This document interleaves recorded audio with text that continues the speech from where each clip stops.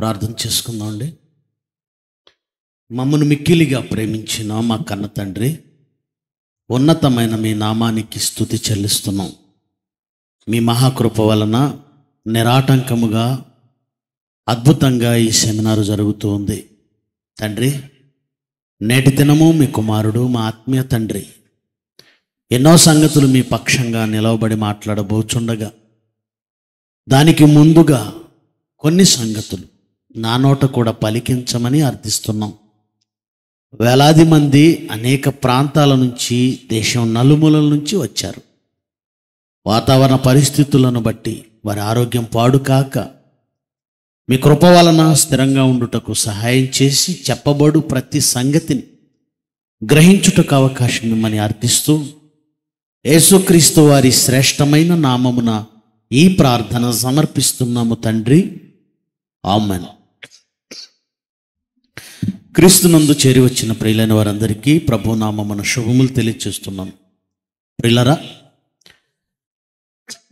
వైద్యశాస్త్రం పుట్టకముందే సృష్టికర్త ఆరోగ్య శాస్త్రం ఒక సంచలనాత్మకమైన అంశంతో మన ఆత్మీయ తండ్రి జయశాలి గారు మొదటి దినము నుంచి అపూర్వమైన సంచలనాత్మకమైన ఎన్నో విషయాలు మహావేద గ్రంథమైన బైబిల్ నుంచి బోధిస్తున్నారు.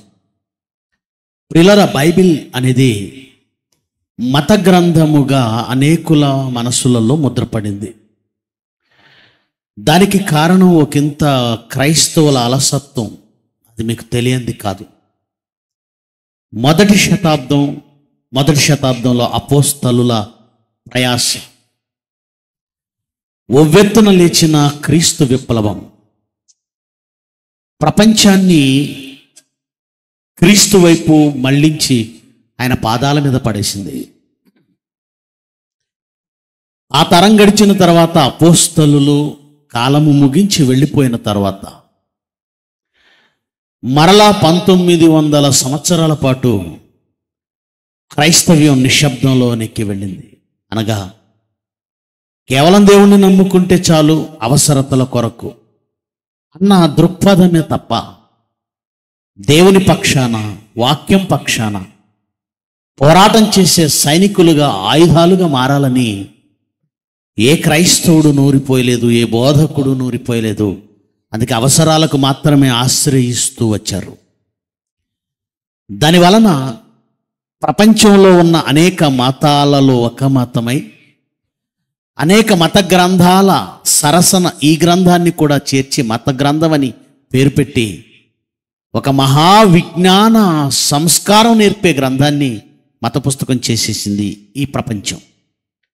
మరలా 1900 సంవత్సరాల తర్వాత దేవుడు తన ఖడ్గాన్ని జులిపించాడు. ఆయన చేతిలో గండ్రగొడ్డలి వంటి ఆయుధమే శ్రీ జయశాలి పీడి సుందరరావు గారు. ప్రియులారా, బైబిల్ అనేది దేవుడు ఈ మానవాళికి ఇచ్చిన ఒక మహావిజ్ఞానం, బ్రతుకు పుస్తకం.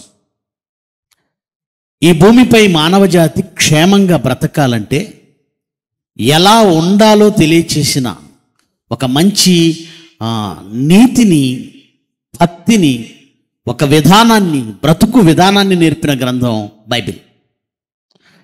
ఆ బైబిల్ ఒకవేళ మత గ్రంథమై ఉంటే, లేదు ఆ బైబిల్ ఒక జాతి కొరకు మాట్లాడి ఉంటే, ఇప్పటికీ ఈ ప్రపంచంలో నిలిచి ఉండేది కాదు. బైబిల్లో ఎలాంటి వాస్తవాలు ఉన్నాయో, ఈ సమాజాన్ని సంస్కరించే ఎలాంటి సూక్తులు ఉన్నాయో, లేదా ఎలాంటి విధి విధానాలు ఉన్నాయో ఒకసారి మీరు బైబిల్ తెరిచి నిర్గమకాండం 23వ అధ్యాయం 1వ వచనం చూడండి. ఇవి మత సంబంధమైన మాటలు, ఇది మతం చెప్పే మాటలు, మత పిచ్చి పట్టిన మాటలని ఎవరనగలరు? నిర్గమకాండం 23వ అధ్యాయము 1వ వచనం ఏమన్నాడో చదవండి. లేని వార్తను పుట్టింపకూడదు. లేని వార్త ఈ సమాజాన్ని నాశనం చేసేవేవో ఈ మానవ విజ్ఞానం కళ్ళు తెరవకముందే దేవుడు చెప్పాడు. ఎంతండి 18వ శతాబ్దం, మహా అయితే 17-18 శతాబ్దాల నుంచి అంతో ఇంతో కాస్తంత సైన్స్ కళ్ళు తెరుస్తూ వస్తుంది. మానవ ప్రపంచం లేదా మానవ సమాజం వినాశనమైపోవడానికి కారణాలేంటి అని ఇప్పుడు కొన్ని చెప్పగలుగుతున్నారు. కానీ మనిషి ఊహకే అందని రోజులలో, క్రీస్తుకు పూర్వం సుమారు 1350 ఏళ్ల క్రితం మోషే గారితో ఈ ప్రపంచానికి ఒక దివ్యజ్ఞాన గ్రంథాన్ని ప్రసాదిస్తూ, నాయన, నేను పుట్టించిన ఈ మానవ జాతి ఈ భూమి మీద క్షేమంగా ఉండాలంటే నేను చెప్పే మాట చాలా అవసరం. ఇది ధర్మం. మీ సమాజం బాగుండాలి అంటే, మీ సమాజం క్షేమంగా కొన్నాళ్ల పాటు ఈ భూమి మీద మనుగడ సాగించాలంటే ఈ సూక్తులు, ఈ ధర్మం అవసరం. అందులో ఎన్నో ధర్మాలు, ఎన్నో నియమాలు, ఎన్నో ఆజ్ఞలు ఆయన ఇచ్చాడు. అందులో ప్రాముఖ్యమైన ఒక సంగతిని మాత్రమే నేను ఎత్తుతున్నాను. అదే మనుష్యుల మధ్య ఒకటి పుట్టకూడదు. ఏంటది? లేని వార్త, అబద్ధమైన వార్త, అసత్యమైన వార్త. ఒక అబద్ధం లేదా ఒక లేని వార్త పుడితే ఏంటండి అంత నష్టం ఏంటి అని బహుశా వాళ్ళు ఆ రోజు అనుకోవచ్చు, లేదా ఈరోజు పరిజ్ఞానం లేనిదే లేదా దైవజ్ఞానం లేని వాళ్ళు అనుకోవచ్చు. చరిత్రలో ఒక లేని వార్త పుడితే ఎలాంటి నష్టం వాటిల్లిందో ఒక ఎగ్జాంపుల్ ఇశ్రాయేల్ చరిత్రలో జరిగింది. ఇంకా కొద్ది రోజుల్లో వాళ్ళు కనాను దేశంలోనికి ప్రవేశిస్తారు. దేవుడు మాటిచ్చాడు, అది పాలు తేనెలు ప్రవహించే దేశం, సుసంపన్నమైన దేశం, పాడి పంటలతో నిండిన దేశం. మీకు ఇవ్వబోతున్నాను కదా, మీరు వెళ్ళే లోపు ఒక్కసారి వెళ్ళి చూసుకొని వస్తారా? ఒక సైట్ కొనాలనుకున్నప్పుడు ఆ సైట్ ఎలా ఉందో లేదో ముందుకు వెళ్ళి చూసుకొని వస్తాం కదా.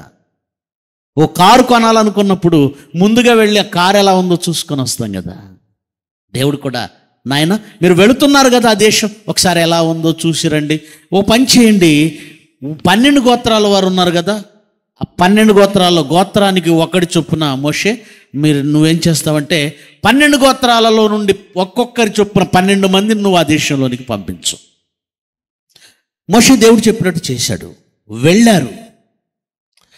వెళ్ళిన తర్వాత ఆ దేశాన్ని చూసి, అక్కడున్న సంపదను చూసి, పాడి పంటలను చూసి, అక్కడ ఉన్నటువంటి వ్యవసాయ ఉత్పత్తులను చూసి ముగ్ధులైపోయారు యెహోషువ, కాలేబు వీళ్ళిద్దరు. అక్కడ నుంచి ఒక ద్రాక్ష గెలను తెచ్చారండి. 2 మనుషులు ఒక కావడికి కట్టి మోయవలసినంత బరువు, అది పెద్దదది, భారమైనది. ఆ నేల సారం ఏంటి, దేవుడు వారికి ఇవ్వబోయే ఆ నేల యొక్క సంపద సారం ఏంటి తెలుసుకోవడానికి అంజూరపు వడలను తెచ్చారు. ద్రాక్ష గెలను, ఒక్క గెలను 2 తీసుకొచ్చారు. ఆ దేశం గురించి చెప్పిన తర్వాత అండి, వాళ్ళల్లో కొంతమంది అండి ఒక అబద్ధాన్ని పుట్టించారు.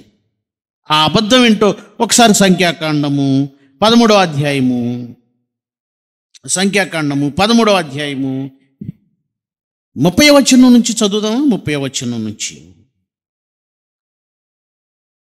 కాలేబు మోషే ఎదుట జనులందరినీ నిమ్మళపరిచి, మనము నిశ్చయంగా వెళతాం, దానిని మనం స్వాధీనపరుచుకుంటాం, దానిని జయించుటకు. ఎందుకంటే వీళ్ళు దేశాన్ని చూశారు, ఆ దేశంలో ఎలా ప్రవేశించాలి, అక్కడ ప్రజలేంటి, వారి బలాబలాలేంటి, వాళ్ళ యుద్ధాయుధాలేంటి, వాళ్ళకున్న సైన్యం ఏంటి, మొత్తం అంచనా వేసుకుని వచ్చేసారు. కాలేబు అంటున్నాడు, ఏం పర్వాలేదు, ప్రజలందరితో చెప్తున్నాడు, దేవుడిచ్చిన మాట నెరవేరుతుంది, మనం దానిలోనికి నిశ్చయంగా వెళతాం, దాన్ని స్వాధీనపరుచుకుంటాం, దాన్ని స్వాధీనపరచుకోవడానికి మన శక్తి సరిపోతుంది. మంచి మాట కదండి, పాజిటివ్ థింగ్. కానీ వెంటనే ఏం జరిగిందో చూడండి. 31, అయితే అతనితో కూడా పోయిన ఆ మనుష్యులు, ఆ జనులు మనకంటే బలవంతులు. ఏమండి, ఒక మంచి మాట సమాజానికి ఎంత మేలు చేస్తుందో, ఒక వాస్తవం సమాజానికి ఎంత మేలు చేస్తుందో, ఒక లేని మాట పూర్తి వ్యతిరేకమైన దిశలో ఎంత కీడు చేస్తుందో తెలియజేయడానికే ఈ సంఘటన అండి. కొంతమంది ఏమంటే మంచి మాట చెప్పిన వాడు ఒక్కడుంటే, 2 ఉంటే, 12 మందిలో 2 మంచి మాట చెప్పారు, కాలేబు యెహోషువ. 10 మంది ఏం చెప్తున్నారు చూడండి, వాళ్ళు ఏం చెప్తున్నారు చూడండి. తాము సంచరించి చూసిన వాళ్ళు ఏమన్నారు, ఆ జనులు మనకంటే బలవంతులు. మనం వాళ్ళ మీదకి వెళ్ళలేము అంటే కాలేబు అబద్ధం చెప్పాడా? మనుషులు ఎలా ఉంటారు అంటే ఒక మాట మంచి మాట చెప్తే దానికి వెనకాల దానికి వ్యతిరేకమైన ఒక తప్పుడు ప్రచారం చేయగలుగుతారు మనుషులు. వాళ్ళ బుద్ధి అది. అందులోనూ మంచి చెప్పేవాడు నిజం చెప్పేవాడు ఒక్కడో ఇద్దరు ఉంటారు, అబద్ధం చెప్పేవాళ్ళే ఎక్కువ మంది ఉంటారు. 10 మంది ఏం చెప్తున్నారంటే ఆ జనులు మనకంటే బలవంతులు, వీళ్ళ అభిప్రాయం చెప్తున్నారు వీళ్ళు, మనం వారి మీదకి పోజాలము.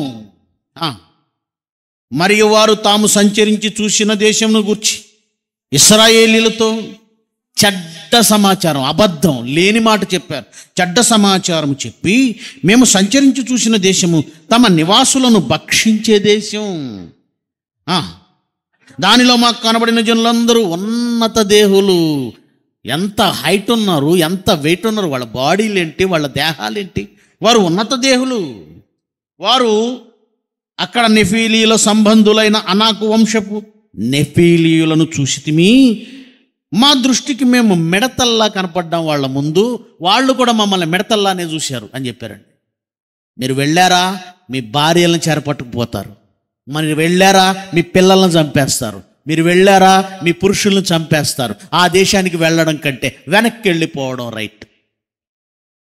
ఈ మాట విని సిచ్యువేషన్ ఎలా మారిపోయిందో చూసారా? 14వ అధ్యాయం మొదటి వచనం చూడండి, సిచ్యువేషన్ ఎలా మారిందో. అప్పుడు ఆ సర్వ సమాజం ఎలుగెత్తి కేకలు వేశాను. ఏంటి, 26 లక్షలకు పైగా ఉన్న ఇశ్రాయేలీలు ఒక్కసారిగా గొల్లుమని ఎలుగెత్తి కేకలు వేస్తుంటే ఆ రాత్రంతా ఏడుస్తూనే ఉన్నారట. మోషే ఏమైపోవాలి, అహరోన్ ఏమైపోవాలి? ఏమండి, దేవుడి మాట మీద నమ్మకం లేదు వీళ్ళకి. అంటే దేవుడు అంత బలహీనుడా? దేవుడు చెప్పిన మాట నెరవేర్చడా? వీళ్ళకి విశ్వాసం లేదు. పరిస్థితి ఎలా మారిందో చూడండి. ఇశ్రాయేలీలు మోషే అహరోన్ల పైన సణుగు కొనిరి.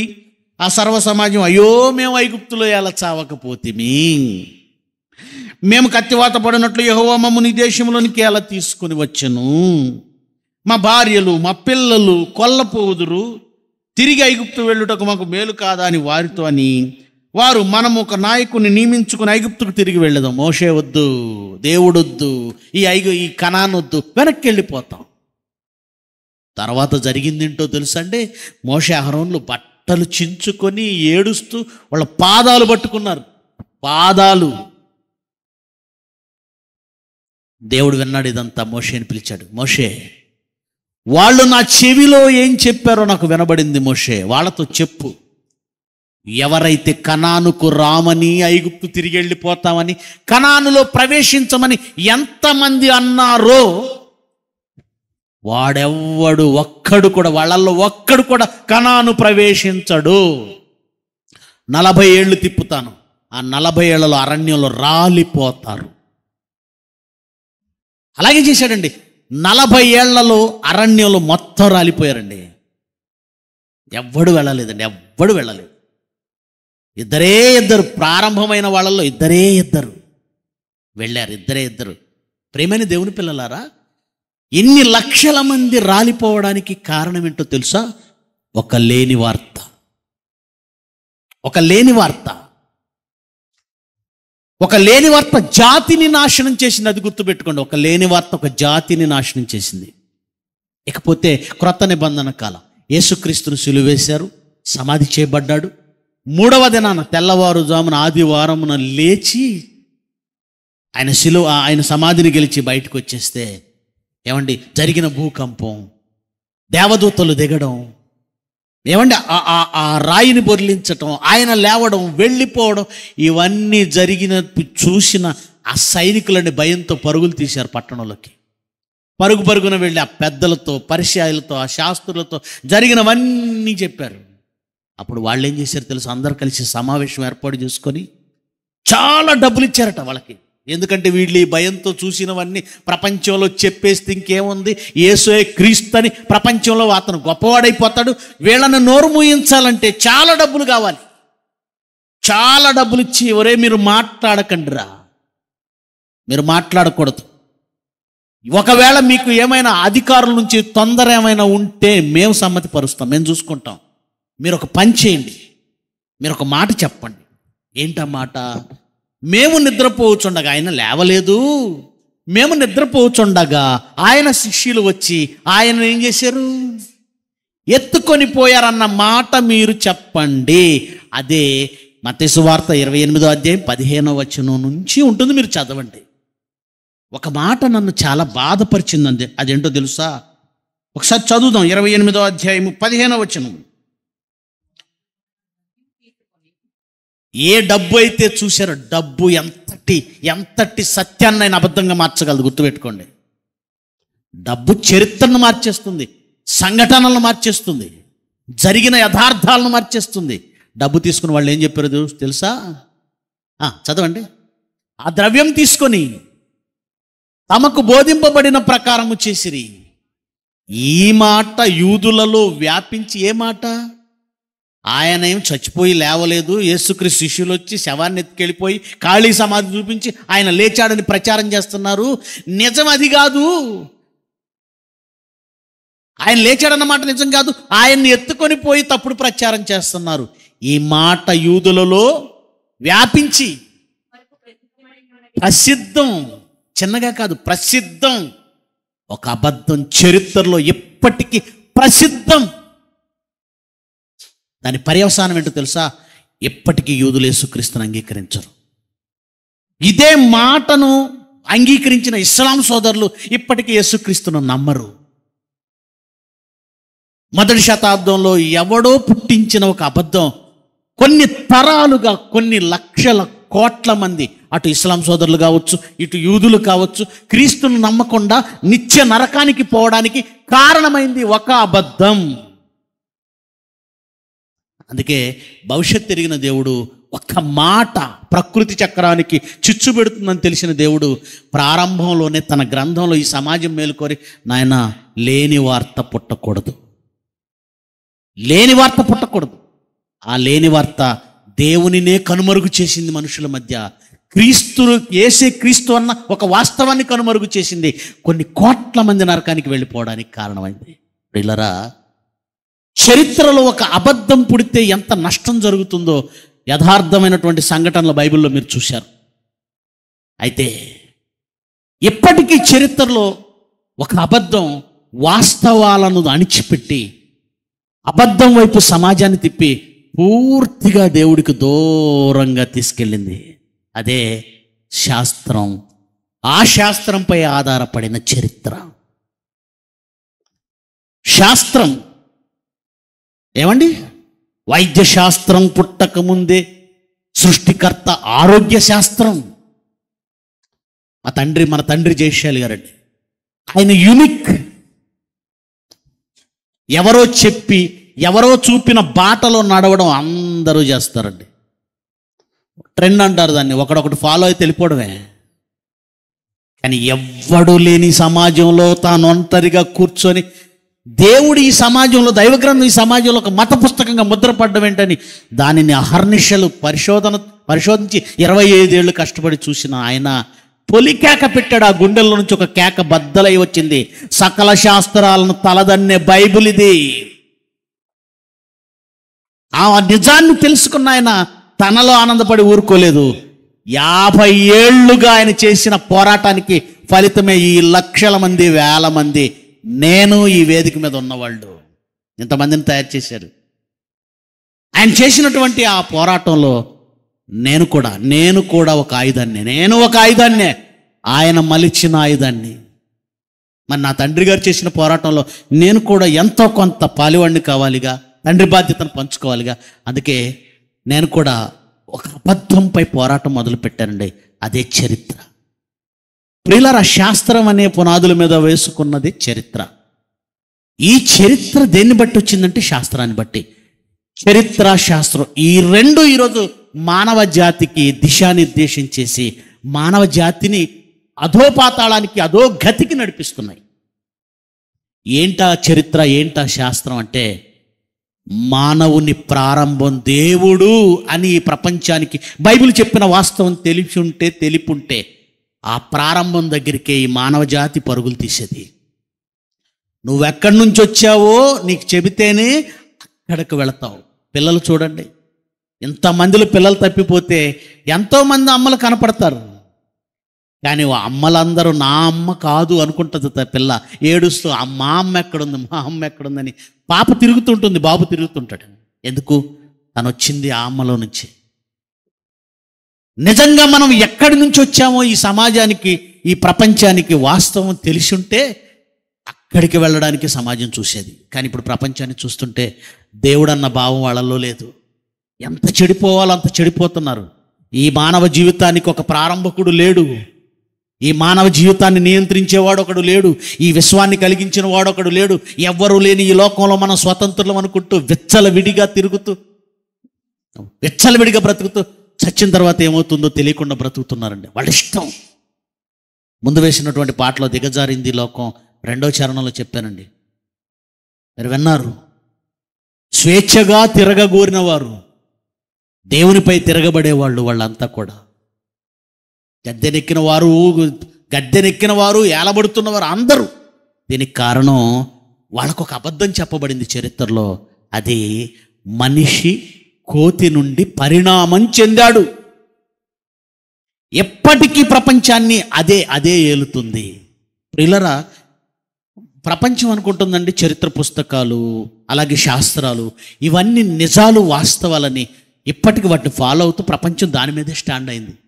కానీ చరిత్ర అనేది ఎంత అబద్ధమో, చరిత్ర అనేది ఎన్ని అవాస్తవాలు దానిలో ఉంటాయో.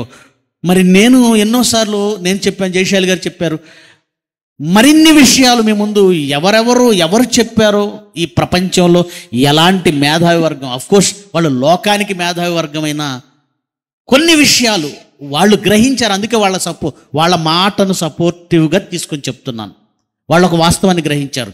వాళ్ళు ఏమంటున్నారో ఒక్కసారి చరిత్ర గురించి ఆ స్క్రీన్ మీద వేయనైనా, చరిత్ర గురించి, ఇప్పుడున్న చరిత్ర, నువ్వు చదువుతున్న చరిత్ర, పుస్తకాలలో పిల్లలకు పాఠ్య పుస్తకాలుగా ఉన్న చరిత్రపై కొందరి అభిప్రాయాలు ఒకసారి దగ్గరగా ఉన్నవాళ్ళు చదివి వినిపించండి. కొందరి అభిప్రాయాలు అదిగోండి, చరిత్ర పుస్తకాలపై కొందరు ప్రముఖుల అభిప్రాయాలు. చరిత్ర ఎప్పుడు పై చేయి సాధించిన వాని చేత రాయబడింది. గుర్తుపెట్టుకోండి, చరిత్ర రాసినవాడు ఎవడంటే అక్కడ ఉన్నవాడిని నాశనం చేసి వీడు గెలిచాడు. గెలిచిన వాడు వాడి కోణంలో పుస్తకాలు రాశాడు. అది చరిత్ర. చరిత్ర ఎప్పుడు పై చేయి సాధించిన వాని చేత రాయబడింది. 2 సంస్కృతుల మధ్య సంఘర్షణ ఏర్పడినప్పుడు అందులో గెలిచిన వాడు చరిత్ర పుస్తకాలు రాసుకున్నాడు. తన పుస్తకాలలో తనను తాను కీర్తించుకొని తన శత్రువుని నాశనం చేశాడు. ఏమండి, ప్రజెంట్ రగులుతున్న ఒక బర్నింగ్ ఇష్యూ మీకు చెప్తానండి. భారతదేశం భిన్న సంస్కృతులకు, భిన్న భాషలకు, భిన్న జాతులకు ఆవాసమైంది, నివాసమైంది. సకల జనులు మరి బ్రతికే ఉపఖండమైంది. హిందూ, ముస్లిం, సిక్, జైను సమస్తమైనటువంటి జనులు ఇక్కడ ఉన్నారు. వారి మధ్య ఒక అబద్ధం పుట్టిందండి. ఆ అబద్ధం దేశంలో ఉన్న ప్రజల్ని ఎలా నాశనం వైపు తీసుకెళ్తుందో ప్రస్తుతం రగులుతున్న ఒక ఇష్యూ గురించి చెప్తాం. క్రీస్తు శకం 1528-29లో అప్పటి మొఘల్ చక్రవర్తి ఉత్తరప్రదేశ్లో బాబర్, అప్పటి మొఘల్ చక్రవర్తి బాబర్ ఉత్తరప్రదేశ్లో మరి రామ్కోట్ అని పిలువబడిన కొండ మీద ఒక మందిరం కట్టించాడండి. రామ్కోట్ అని పిలువబడే ఒక కొండ మీద దాన్ని కట్టిన ఆయన మీర్ బాకీ అనే ఆయన బాబర్ గారి ఆదేశాల మేరకు క్రీస్తు శకం 1528-29 మధ్య ఒక మందిరం రామ్కోట్ అనే ఒక కొండ పైన కట్టారు. అక్కడి నుంచి ఈ దేశంలో ఉన్నటువంటి కొందరు లేదు, అది మాకు సంబంధించిన, మా మతానికి సంబంధించిన స్థలం అది అని వాదన చేయటం ప్రారంభించారు. ఇది జస్ట్ ఆ రోజులలో ఉన్న ఆ 1525 ఆ ప్రాంతాల్లో ఉన్నటువంటి ఒక చిన్న వివాదం. ఆ వివాదాన్ని వారికి అనుకూలంగా కొందరు గ్రంథస్థం చేశారు. అయితే ఆ తర్వాత కాలంలో బ్రిటిష్ వాళ్ళు మన దేశాన్ని పరిపాలించారు. ఇది మీకు తెలుసు. ఈ బ్రిటిష్ వాళ్ళు ఎలాంటి వాళ్ళు అని అంటే, ఏదైనా తేడా వచ్చినప్పుడు డివైడ్ అండ్ రూల్. దేశమంతా ఒక్కటై మమ్మల్ని వెళ్ళిపోమ్మని వెళ్ళగొట్టడానికి సిద్ధపడిపోయింది గాంధీ నాయకత్వంలోనో లేదంటే ఇంకా మిగిలిన వాళ్ళ నాయకత్వంలోనో. మనం ఇక మన ఆటలు చెల్లవనుకున్నప్పుడు వాళ్ళు ఒక ఆయుధాన్ని బయటికి తీశారండి. అదేంటో తెలుసా? ఇక్కడ ఉంది మసీదు. అది ఎవరిదనుకున్నారు? మీదే. ఆ స్థలం మీది. ఆ మసీదు మీ స్థలంలో కట్టేశారు అని ఇక్కడున్న ఒక వర్గాన్ని రెచ్చగొట్టారు. ఒక పుస్తకం ఎవడో రాసేసాడు, చరిత్రలో ఎవడో ఒక పుస్తకం రాశాడు. ఆ రాసిన పుస్తకాన్ని చూపించి, ఏమంటే అది ఎప్పుడు 1525 26 29 28 29 1528 29 కొన్ని వందల సంవత్సరాల క్రితం ఎవరో రాసిన పుస్తకాన్ని తీసుకొచ్చి ఎప్పుడైతే చూపించారో మీకు చెప్పనవసరం లేదు. ఆ అయోధ్యలో జరిగిన రక్తపాతం మీకు తెలుసు. మీకు మళ్ళీ నేను చెప్పనవసరం లేదు. అన్నదమ్ములుగా బ్రతుకుతున్న వారి మధ్య చిచ్చు పెట్టింది ఏంటో తెలుసా? ఒక తప్పుడు పుస్తకం. అన్నదమ్ముల మధ్య చిచ్చు పెట్టింది. ఇప్పటికేం జరుగుతుందో, ఇప్పుడు ప్రజెంట్ ఏం జరుగుతుందో న్యూస్ ఛానల్ చూస్తున్నారు కదా. 1900 సుమారుగా 96 అనుకుంటున్నాను నేను, బాబ్రీ మసీదు కూల్చివేత. డేట్ గుర్తుందండి, డిసెంబర్ 26వ తేదీ, బ్లాక్ డే. 93 డిసెంబర్ 26 దాన్ని కూల్చారు. ఏమండి, ఒకరి మనోభావాలను దెబ్బతీసే పని. ఇప్పుడు అదే స్థలంలో మరో మందిరాన్ని నిర్మిస్తున్నారు. నేను ఎవరి భావాలను, ఎవరి మనోభావాలను కించపరచటం లేదు, కానీ అన్నదమ్ముల్లా బ్రతుకుతున్న ఇద్దరి మధ్య చిచ్చుపెట్టి ఈరోజు దేశంలో ప్రధాన వర్గాలుగా ఉన్న 2 జాతులు నాశనం అయిపోవడానికి ఒక పుస్తకం కారణమైందంటే మీరు నమ్మగలరా?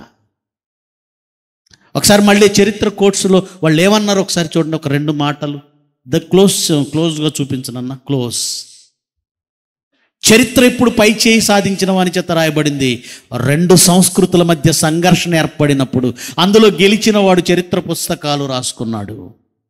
నేనే ఫైట్ చేసేసి ఏమండి అందరిని చంపేసేసి ఆ తర్వాత ఇదిగో ఈ మోదవలసలో ఉన్న స్థలం అంతా నాది. ఆ రోజుల్లో రిజిస్ట్రేషన్ లేవు కదండి. గెలిచినోడు నాదంటే నాదే. నిలబడిన వాడు రాసింది చరిత్ర అయింది. తర్వాత ఏమండి ఇంకొంచెం పైకి వెళ్ళండి. ఇది చెప్పిందండి డాన్ బ్రౌన్ అనేటువంటి ఒక వ్యక్తి. Don brown. పైకి వెళ్దామా కిందకి. నెపోలియన్ ఏం చెప్పాడు చూడండి. నెపోలియన్, చరిత్ర అనేది అందరి చేత ఆమోదించబడిన ఒక కట్టు కథ. క్రిందకు వచ్చారు, జ్ఞానము కంటే సత్యం కంటే ఊహ బలీయమైనదని నేను నమ్ముతున్నాను. పుక్కిటి పురాణాలు చరిత్రలో సమర్థవంతంగా పనిచేశాయి. ఆ ఊహలే సత్యం కంటే చాలా బలంగా నిలిచాయి.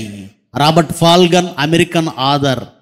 ఇక తర్వాత మాట, చరిత్రను గురించి ఒక విచారమైన సంగతి ఏమిటంటే, మనం ఒకవేళ చాలా కాలంగా మోసపరచబడుతూ ఉంటే, అంటే ఒక విషయం వలన చాలా కాలం నుంచి మోసపరచబడుతుంటే ఆ మోసాన్ని నిరూపించే ఆధారాలు పక్కనున్న పట్టించుకోమట. డార్విన్ అనే ఒక తప్పుడు సిద్ధాంతంతో చాలా కాలంగా మోసంలోకి వెళ్ళిపోయాం కదా. ఆ తర్వాత ఇది తప్పు అని ఆధారాలు చూపించినా నమ్మరట. పట్టించుకోమంటే మోసపోవడానికి అలవాటు పడిపోయాం. సత్యమును వెలికి తీయాలన్న ఆసక్తి ఎక్కువ కాలం మనలో నిలిచి ఉండదు. ఆ మోసమే మనల్ని ఆక్రమిస్తుంది. ఈ బాధాకరమైన సంగతి మన చరిత్ర విషయంలో కూడా ఉంది. Carl Sagan, American astronomer. ఏమండి, ఇలాంటివి ఎన్నోనండి చరిత్ర పుస్తకంలో నేను రాశాను. ఏది నిజమైన చరిత్ర? జైశాలి గారి స్ఫూర్తితో నిజంగా చెప్తున్నానండి, ఈ పుస్తకం మేధావి వర్గాలకు ఇవ్వండి. ఆ రాయబడిన సంగతులలో ఒక్కటి తప్పుందని నిరూపించగలిగేవాడు ఎవడైనా ఉంటే రమ్మనండి ఇదే వేదిక మీదకి. నేను జైశాలి గారు సంధించిన బాణంగా నిలబడతాను మాట్లాడడానికి. డార్విన్ అనే ఒక సిద్ధాంతం, తప్పుడు సిద్ధాంతం.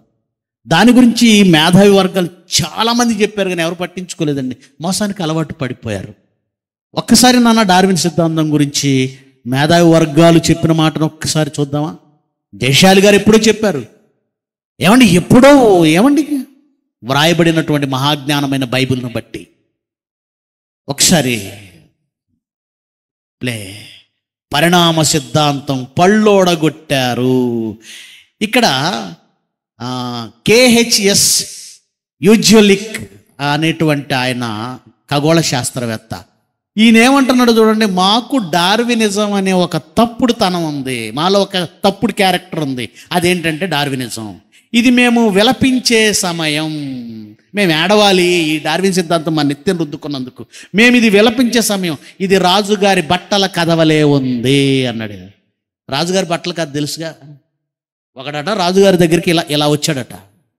ఏంటి చేతులు ఎలా పెట్టావంటే, రాజా ఇవి డ్రెస్ రాజా, ఇది తెలివైన వాడికి మాత్రమే కనబడుతుంది రాజా అన్నాడట. అప్పుడు రాజుగారు సూపర్ అన్న డ్రెస్ అన్నాడట. వేసుకోండి రాజా అంటే ఇలా వేసుకున్నాడట. ఎక్కి గుర్రం మీద కూర్చున్నాడు. ప్రజల మధ్య ఎప్పుడు ప్రకటించబడింది, రాజుగారు ఒక డ్రెస్ వేసుకొని వస్తున్నారు, ఆ డ్రెస్ తెలివైన వాళ్ళకు మాత్రమే కనబడుతుంది అనగానే జనమంతా అలర్ట్ అయిపోయి ఈ ప్రక్క ఆ ప్రక్క రోడ్డుకి ఇరువైపులా రాజుగారు గుర్రం మీద వస్తుంటే అందరూ చూస్తున్నారు. డ్రెస్ భలే ఉంది, భలే ఉంది, భలే ఉంది. ఓ చిన్ని పిల్లాడు చూసి రాజుగారు ఏంటి బట్టలు లేకుండా ఉన్నాడు అన్నాడట. అప్పుడు అందరు నిజమే నిజమే, చరిత్ర కూడా ఎలా ఉందంటున్నాడు, చూపించు నన్ను ఒకసారి. రాజుగారి బట్టల కథవలే ఉంది. తర్వాత కొటేషన్ చూడండి, 20 ఏళ్లుగా పనిచేస్తున్న పరిణామ సిద్ధాంతానికి ఒక్క ఆధారం కూడా దొరకలేదని, ప్రపంచాన్ని ఎంతకాలం తప్పుదారి పట్టించవచ్చనే విషయం నాకు పెద్ద shock. Field museum of natural హిస్టరీలోని జియాలజీ సిబ్బంది మరియు చికాగో విశ్వవిద్యాలయంలోని ఎవల్యూషనరీ మెర్ఫాలజీ సెమినార్ నిర్వహించారు వాళ్ళు. ఆ సెమినార్లో ఈయన సంధించిన ప్రశ్నలకి ఎవ్వడు సమాధానం చెప్పలేదు. సెమినార్ నా ప్రశ్నలకు నిశ్శబ్దమనే సమాధానంగా ఇచ్చింది. పరిణామ సిద్ధాంతమును పాఠశాలలో బోధించకూడదు. Doctor Colin Patterson, senior palaeontologist, British museum of natural history, American museum of natural history, New York, keynote 1981. ఎవరు మాట్లాడలేరండి. ఏమంటే యూనివర్సిటీలో ఆంధ్ర యూనివర్సిటీ ప్రొఫెసర్ కూడా మాట్లాడలేడు. ఎందుకంటే వాడు కూడా డార్విన్ రాసిందో ఎవడు రాసిందో ఆ ఎంగిలి విద్య చదివి చెప్పేవాడే. ప్రియులరా, ఇలాంటి వాళ్ళందరినీ నోరు మూయించడానికి, ఎందుకు చరిత్ర మీదో శాస్త్రవేత్త మీదో చరిత్రకారుల మీద మాకు ప్రత్యేకంగా ఎటువంటి వ్యక్తిగతమైన కోపం లేదు. వీళ్ళు ఎందుకు ఇలా చేశారో తెలుసా అండి? ఆ తర్వాత మాట చూడండి. తర్వాత మాట, భగవంతుడిని, వాళ్ళ భాషలో భగవంతుడు అన్నారు, వాళ్ళ కొటేషన్ అలా పెట్టేశాను. భగవంతుడిని అంగీకరించుటకు ఇష్టపడనందున డార్విన్ సిద్ధాంతమును అంగీకరించవలసి వస్తుంది. Doctor George wall, professor, Harvard విశ్వవిద్యాలయంలో జీవశాస్త్రం యొక్క ఎమిరటస్ నోబెల్ బహుమతి గ్రహీత. ఎంతకీ డార్విన్ సిద్ధాంతం ప్రపంచమంతా ఎందుకు ఫేమస్ అయిందంటే, దేవుడు అనే ఒక పదాన్ని ఒప్పుకోవటం ఇష్టం లేక, అది ఆధారాలు లేకపోయినా ఎప్పటికీ ఈ చివరికి డార్విన్ సిద్ధాంతాన్ని ఏం చేశారంటే ఒక కొత్త మతం అన్నాడు. ఇంకొక అతను చాలా బాగా చెప్పాడండి, చివరన్న చూడండి కింద, డార్విన్ సిద్ధాంతం మన సంస్కృతి యొక్క సృష్టి పురాణం. ఇది ఒక పురాణం అయిపోయింది, దీన్ని ప్రజలు గుడ్డిగా విశ్వసించవలసిందే. పరిణామవాదులు అర్చకులుగా మారి ఈ సిద్ధాంతానికి, నెక్స్ట్ పేజ్ చూపించునన్న, ఈ సిద్ధాంతానికి భజన చేస్తున్నారు. ఈ అర్చకులు అంటే వీళ్ళు పూజారాలు అయిపోయారు. పరిణామ సిద్ధాంతం ఏమైంది? దేవుడు అయిపోయింది. ఈ సిద్ధాంతాన్ని విమర్శించే వారు పట్ల వారు చాలా దుర్మార్గంగా వ్యవహరిస్తారు. Phillip Johnson on the PBS documentary in the beginning the creationist controversy. చాలండి ప్రియమైన దేవుని పిల్లలారా, ఈ పుస్తకం, ఈ చిన్న పుస్తకం జయశాలి గారి స్ఫూర్తితో ప్రజల మధ్యకు తీసుకురాగలిగాను. కానీ అండి, ఒక శాస్త్రాన్ని, ఒక చరిత్రను పడగొట్టగలిగితేనే, ఆ శాస్త్రము, ఆ చరిత్ర ఏ దేవుణ్ణి కనబడకుండా చేసిందో, కోటలుగా నిలబెట్టిందో, పెట్టని కోటలుగా ఉన్న ఈ సిద్ధాంతాలు, ఈ తర్కాలు, మేము వితర్కములను దేవుని జ్ఞానమును అడ్డగించు ఆటంకములు పెట్టని కోటలుగా ఉంటే, జయశాలి గారు సకల శాస్త్రాలను మట్టగించినప్పుడు మరొక కోణంలో నుంచి ఎవడో ఏదో మళ్ళీ చిన్న గోడ పెట్టుకుంటుంటే ఆయన చూపిన బాటలో మరలా ఖడ్గం పట్టి, ఇదిగోండి ఈ వేదిక మీద ఒక ప్రసన్న బాబు గారు, ఒక జాన్సన్ విక్టర్ గారు, ఒక ఉపేంద్ర గారు, ఒక రాజేంద్ర గారు, ఒక సురేష్ గారు, బాబురావు గారు, ప్రిన్సిపల్స్, అడిషనల్స్, వారితో పాటు నేను ఈరోజు మేము సంధిస్తున్న బాణాలకు ఆయన ఒక్కడే కాదండి యుద్ధం చేస్తున్నది. ఆయనకున్న చేతులు జయశాలి గారు ఒక్క ముఖం ముందు కనపడుతుందేమో, ఆయన విసిరే బాణాలు, ఆయన చేతులు చూడండి ఎన్ని ఉన్నాయో. ఇలా 10 చేతులు కనపడితే దేవుడు అంటారు, ఇక్కడ 10 కాదు, ఎన్ని చేతులు ఉన్నాయి ఆయనకి? కొన్ని వందలు, మీలో కొన్ని లక్షలు. ఆయన బాణమై నీవు నేను దేవుని అడ్డగించే ఆటంకాలను పడద్రోయాలి. ఆటంకాలను. అందుకేనండి అన్ని కోణాల్లో నా బాణాలు వేయడానికి, నా అస్త్రాలు సంధించడానికి ఒక ప్రక్క పుస్తకం, మరో ప్రక్క వాక్యం, ఇంకొక ప్రక్క పాట రూపంలో కూడా ఈ సిద్ధాంతాన్ని, ఆ చరిత్రను ఎండగడుతూ మనిషి ప్రారంభం దేవుడు ఆడదే ఆధారం అన్నాడు ఒకడు. ఆడదే ఆధారం అట, మన కథ ఆడనే ఆరంభం అట. అంటే ఇక్కడ కూడా దేవుడి దాకా వెళ్ళడు వీడు. మరొకడేమో మన ఆధారం, మన ప్రారంభం కోతి అన్నాడు. ఆడది కాదు నీ ప్రారంభం, కోతి కాదు మీ ప్రారంభం, దేవుడు అని తెలియజెప్పడానికి ఒక పాట రాశానండి. జయశైల్ గారు మాట్లాడుతూ బైబిల్ ఓపెన్ యూనివర్సిటీ ఇండియా ఇంటర్నేషనల్లో ఒక క్రొత్త వరవడి సృష్టించిన ఆయన కింగ్ జాన్సన్ విక్టర్ గారు. పాటలు రచన కానీ, ఆయన చేసినటువంటి కూర్పు కానీ, ఆయన ఇచ్చిన సంగీతం కానీ. మరి అన్నను మనం ఈ భూమి మీద ఆయన స్నేహాన్ని అనుభవించినంత కాలం ఎంతో సంతోషంగా ఉన్నాం. ఇప్పుడు తన పని ముగించి ఆయన మనల్ని విడిచి విశ్రాంతిలో ఉన్నాడు. జయశాలి గారు ఒక 4 వారాల క్రితం అనుకుంటాను, ఒక 4-5 వారాల క్రితం, ఈ సంవత్సరం వరకు పాటలు బాగుంటాయి, నెక్స్ట్ ఇయర్ పాటలు బాగోకపోవచ్చు, ఎందుకంటే జాన్సన్ లేడు, పాటలు లేవు. మాట నన్ను తీవ్రంగా కలిచివేసిందండి. నిజమే, అన్న లేడు, ప్రయత్నం చేద్దాం. డాడీ మాట అన్నారు, ఏదైనా ప్రయత్నం చేయాలి, ఒక చిన్న ప్రయత్నం చేయాలి. అన్నంత గొప్పగా రాయకపోయినా కొంచెం ప్రయత్నం చేద్దాం. డాడీని సంతోషపెట్టాలి, దేవుణ్ణి సంతోషపెట్టాలి. నిజమే, అన్నంత గొప్పగా ఎవరు రాయలేరు. మరి ఆ పాటలు ఆయన వెళ్ళిపోయిన తర్వాత ఆ పని ఆగిపోతే ఎలా? మొదటి శతాబ్దంలో అపోస్తలులు వెళ్ళిపోయిన తర్వాత ఆ పని ఆగిపోతే ఎలా? జయశాలి గారిని దేవుడు మళ్ళీ నిలబెట్టుకున్నాడు. మనుషులు వెళ్ళిపోయినా ఆ పని ఆగకూడదు. అందుకే నా ప్రయత్నం నేను చేద్దాం. ప్రసన్న అన్నయ్య రాశారు చాలా అద్భుతమైన పాట, 1000 ఏండ్లొక యుగమైన, చాలా వండర్ఫుల్. నేను కూడా ప్రయత్నం చేద్దాం, దేవుడే సహాయం చేస్తాడు. గొప్ప రచయితలు ఏం కాదు మనం, కానీ ప్రయత్నం చేస్తే దేవుడిని అడిగి తీస్తాడు కదా. ఒక ప్రయత్నం చేశాను. ఈ పాటను జాన్సన్ అన్నని కూడా మనసులో పెట్టుకున్నాను. ఎందుకంటే ఆయన నాకు జ్ఞానం పంచాడు, మీ అందరికి జ్ఞానం పంచాడు, పాటలు ఇచ్చాడు, సంగీతం ఇచ్చాడు. ఆయన ఇచ్చినటువంటి జ్ఞాన సాహిత్య సంపదకు మనం ఏం రుణం తీర్చుకోలేదు. నేను ఆయనకి ఏమి ఇవ్వలేదు, మీరు ఆయనకి ఏమి ఇవ్వలేదు. ఈ ఒక్క పాటను ఆయనకి డెడికేట్ చేయడానికి నేను ఇష్టపడుతున్నాను. ఈ పాటను ఆయనకి డెడికేట్ చేస్తున్నాను. దయచేసి ఒక్కసారి ఈ పాటను స్క్రీన్ మీద ప్లే చేయండి నాన్న. నేను చెప్పినట్లుగా ప్రారంభం నుంచి చివరి వరకు జాగ్రత్తగా మీరు ప్లే చేయండి. ఈ వేదిక మీద మాకున్నటువంటి లైట్స్ ఆపండి, వేదిక ముందున్న లైట్స్ దయచేసి చివరి వరకు. చివరిలో ఒక ట్విస్ట్ ఉంటుంది, మీరు చాలా ఆనందిస్తారు. ప్రభు సేవలో నాకు అత్యంత ప్రియులు సంగీత సింహ కింగ్ జాన్సన్ విక్టర్ గారు. ఆయన తన సేవను ముగించి విశ్రాంతిలోనికి వెళ్ళినప్పుడు ఆయన స్ఫూర్తితో సంవత్సరానికి 2 పాటలు రాస్తానని ఆదరణ సభలో మాట ఇచ్చాను. నేను ఇచ్చిన మాటను నిలబెట్టుకునేందుకు దేవాతి దేవుడే కృప చూపించాడు. నేను 2 పాటలు రాయగా నా సహోదరుడు శ్యామ్ గారు మరి ఒక 2 పాటలు రాయడం జరిగింది. కె ధర్మశాలి గారి సంగీత స్వరకల్పనల సారథ్యంలో ఈ పాటలు అద్భుతంగా రూపుదిద్దుకున్నాయి. మంగళగిరి, విజయవాడ క్రైస్ట్ చర్చిలు సంయుక్తంగా సమర్పించిన ఈ ఆల్బం తనయులారా తిరగబడకండి అను పేరుతో మీ మధ్యకు వస్తుంది.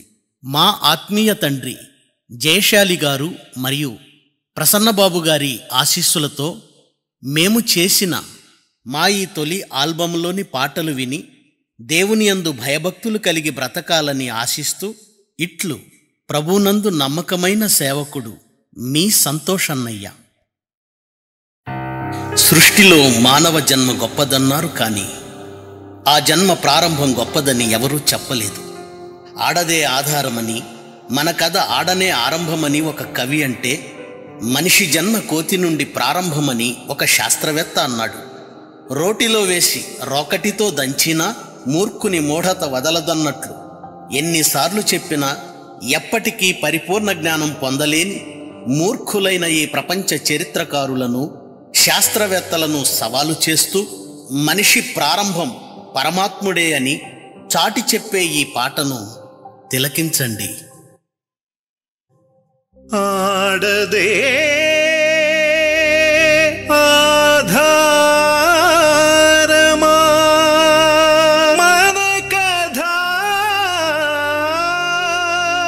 ఆడనే ఆరంభమా మన కథ, ఆడనే ఆరంభమా.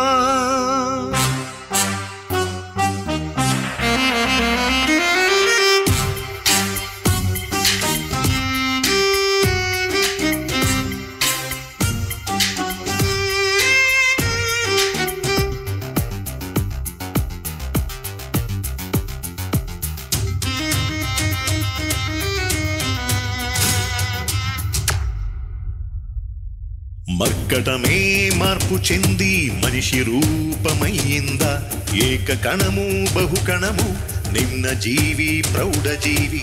డార్విందొక సిద్ధాంతమా, అది మనిషికి వేదాంతమా? చెదపట్టిన చరిత్ర పుటలు చెప్పే చోద్యం ఈ కథ.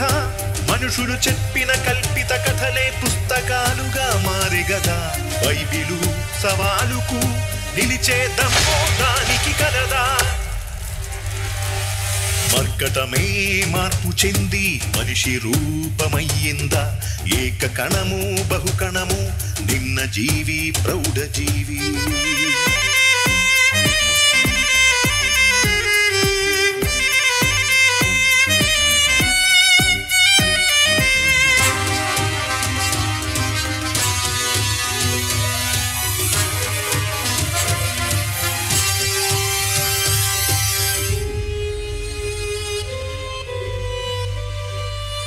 కళ్ళారా చూసినోడే కేసులో సాక్షవుతాడు, ముందు వెనుక తెలియనోడు చరిత్రలా రాస్తాడు. నాది రాయి వేసినప్పుడు పుడమి శూన్యంలు ఒదిగినప్పుడు జగతి జననం ఆరంభం, అద్వితీయుడే ఆధారం. డార్విందొక సిద్ధాంతం, హెరిడోటస్ రాధాంతం. శాస్త్రమా నువ్వెంత, నీ చరిత్ర నిజమెంత? శాస్త్రమా నువ్వెంత, నీ చరిత్ర నిజమెంత? మర్కటమే మార్పు చెంది మనిషి రూపమయ్యిందా, ఏక కణము బహుకణము నిమ్న జీవి ప్రౌఢజీవి.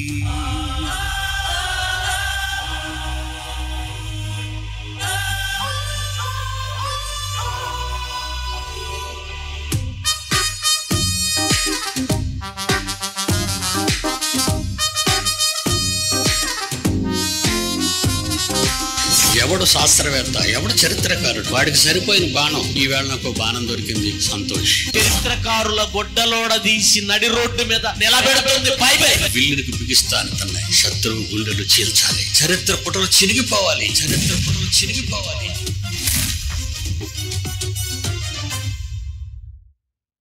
బ్రతికి ఉన్న జీవికి వేల ఏండ్లు చూపించి విఫలమైన కార్బన్ డేటింగ్ విశ్వజననం చెప్పగలదా? భూమి నుండి జీవి పుట్టే, నీటి నుండి పక్షి పుట్టే, జంతు జాతి జలచరములు దేనికవే జన్మించే.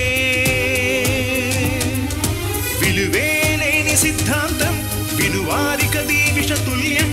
ఆది నుండి ఉన్నవాడు, అంతయు కలిగించినవాడు, వాస్తవాన్ని రాశాడు, వ్యాజ్యమాడు అన్నాడు. చరిత్ర జరిగిపోతా రా నా దగ్గరికి, ఒకళ్ళేరా నేర్పిస్తా నీకు చరిత్ర ఏంటో. మర్కటమే మార్పు చెంది మనిషి రూపమయ్యిందా, ఏక కణము బహుకణము నిమ్న జీవి ప్రౌఢజీవి.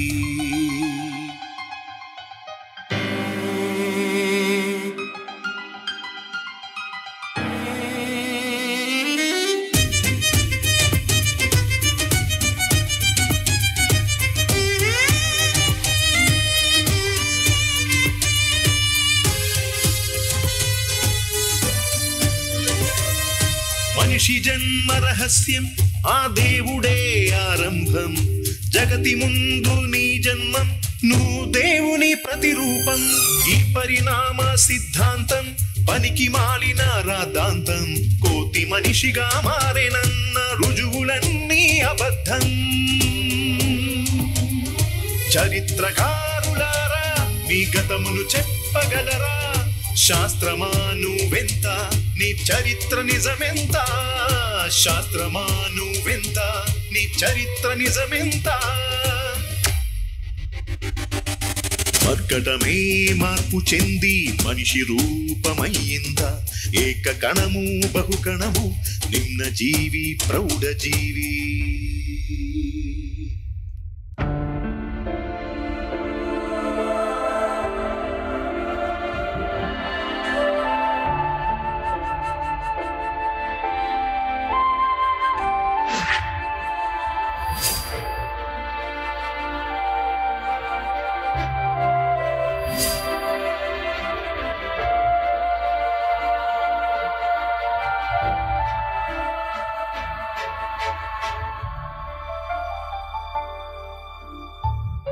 క్రీస్తు కొరకు, దేవుని కొరకు ఎన్నో పాటలు రచించి క్రైస్తవ సంగీత సాహిత్య ప్రపంచంలో మకుటం లేని మహారాజుగా వెలుగొందిన మహనీయులు సంగీత సింహ కింగ్ జాన్సన్ విక్టర్ గారు.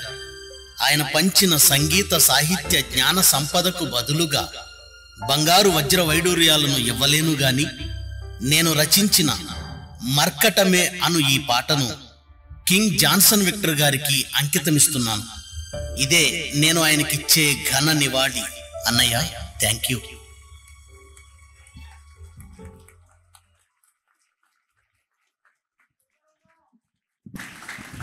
జైశాలి గారు, జాన్సన్ విక్టర్ గారు, సన్నబాబు గారు వాళ్ళేనండి మాకు స్ఫూర్తి. ఎవరెన్ని అన్నా ఇది మా కుటుంబం. మాకు వ్యసనం అండి, వాళ్ళతో ఉండడం అదొక వ్యసనం. నాకు దేవుడి పని చేయడం వ్యసనం. చావు వరకు, ఊపిరి ఉన్నంత వరకు, ఊపిరి పోయినంత వరకు డాడీతోనే, యూనివర్సిటీతోనే, తండ్రి పనిలోనే కొనసాగుతాను. అన్నయ్య అంటే చాలా ఇష్టం, ప్రసన్న అన్నయ్య అంటే చాలా ఇష్టం, డాడీ అంటే చాలా ఇష్టం, నా సంఘముగా మీరంటే చాలా ఇష్టం. ఎప్పటికీ మిమ్మల్ని విడిచిపెట్టి వెళ్ళను. ఈ అద్భుతమైన పాట జాన్సన్ అన్నయ్య స్ఫూర్తితోనే నేను రాశాను. తమ్ముడు ధర్మశాలి ఎలాంటి మ్యూజిక్ డైరెక్టర్ ఈ పాట ద్వారా మీకు అర్థమైపోయి ఉండాలి. చాలా అద్భుతంగా చేశాడు. విజువల్ ఎఫెక్ట్స్ అని చూసారా? వండర్ అండి.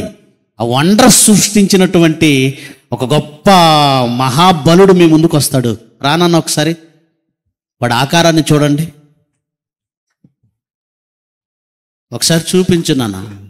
క్రాంతి కుమార్ చాలా చిన్నోడండి, చాలా చిన్ని సిస్టమ్. ఎప్పుడో 10 ఏళ్ల క్రితం నాటి సిస్టమ్ తీసుకొని రోజున షార్ట్ మెసేజ్లు చేసేవాడు. ఒకసారి వాళ్ళ ఇంటికి వెళితే 5 నిమిషాల వీడియోకి 10 గంటలు రెండర్ అవుతుందట.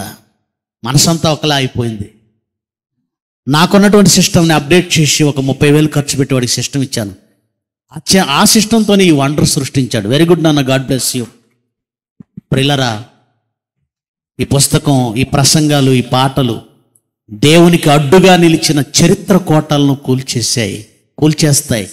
మీరు కూడా అలాగే జైశాలి గారు సంధించిన బాణాలుగా మారి, మనం ఊరికే పుట్టలేదండి, కారణ జన్మలం.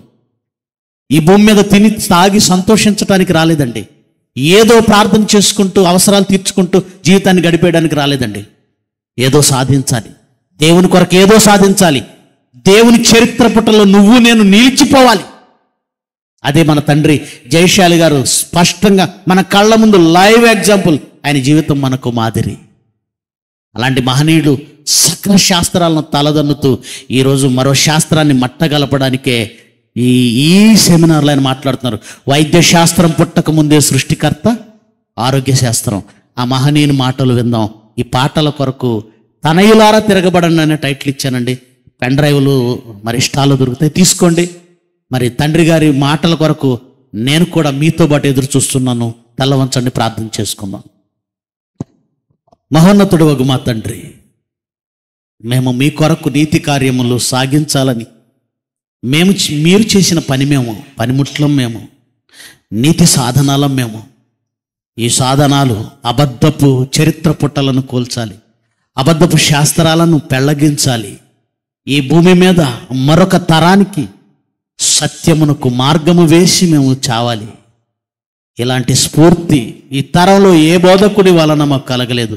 మీ కుమారుడు మా ఆత్మీయ తండ్రి జయశాలి గారి వలనే మీ కుమారునికి మంచి ఆరోగ్యమాయుష్ ఇచ్చి నాలాంటి వారందరిని తీర్చిదిద్దుటకు మరింత కాలము మీ కుమారుని కొరకు పొడిగించమని అర్థిస్తూ, మీ కుమారుడు నిలబడి మాట్లాడుచుండగా సమయోచితమైన జ్ఞానము తన నోట ఉంచి అనేకులుగా ఉన్న మమ్మను హెచ్చరించమని అర్థిస్తూ, యేసుక్రీస్తు వారి శ్రేష్టమైన నామమున ఈ ప్రార్థన సమర్పిస్తున్నాము తండ్రి. ఆమెన్. మీ అందరికీ వందనాలు.